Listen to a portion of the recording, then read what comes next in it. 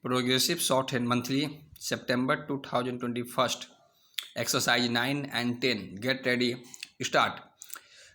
It is my privilege this evening to greet you, all my fellow citizens at home and abroad on the 13th anniversary of our independence and to convey to you my good wishes. It will be my endeavor as the first servant of the people to exert myself to the utmost for the service of our people and our country. I hope to return in some humble way the affection and regard I have enjoyed from all sections of society for 45 years of my political life. 30 years have gone past since we because free the events of the recent past have proved the maturity of thought, confirmed our belief in the democratic way of life. Today we can hold our heads high as the world's largest democracy. This by itself is not enough, and if the democratic way of life is the last, we must look inwards and examine our thoughts and actions. The democratic way of life must result in a report between the mass of our people, particularly those living in the rural areas. Our political mentors and the administration life for our long suffering people, many of whom live well below the subsistence level, can have no hope unless it has substantial inbuilt economic and social substance. Only then can we mobilize our enormous human resources to actively participate in the task of nation building. We have in these last 30 years experienced success and failure, happiness and sorrow. We have yet to end poverty, ignorance and disease and inadequate and opportunity. The ambition of the greatest man of our times, Mahatma Gandhi, was to wipe tears from every eye.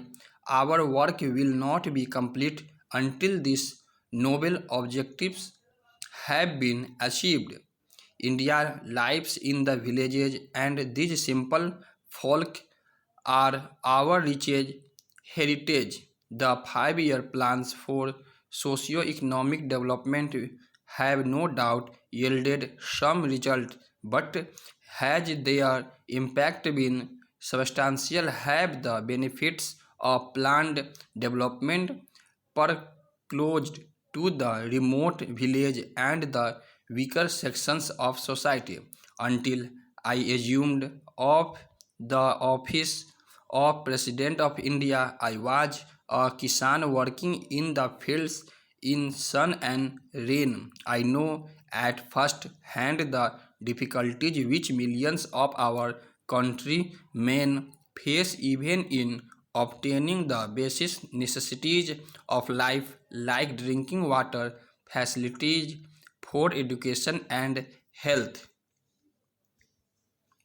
There are still glaring inequities. The standard of living of our people and of opportunities for a better life, we must urgently endeavor to narrow down, if not remove, such differences which subjecting any one section of society to particular hardship. We must not allow entertain vested interest, however powerful and well organized they may be, to impede our efforts in this direction. Vulgar ostentation, unnecessary pomp irritate those less fortunately placed in life. Such gradual accumulation of hatred poses a serious problem and will ultimately tear apart the fabric of our society and our faith in democratic institutions. We have to set a good example individually if we are to succeed collectively as a nation. I have therefore resolved that the initiative in such matters must come from the top. I have decided that I will surrender every month rupees 7,000 of my salary as the President of India, and such portion of my salary as I shall receive will be subject to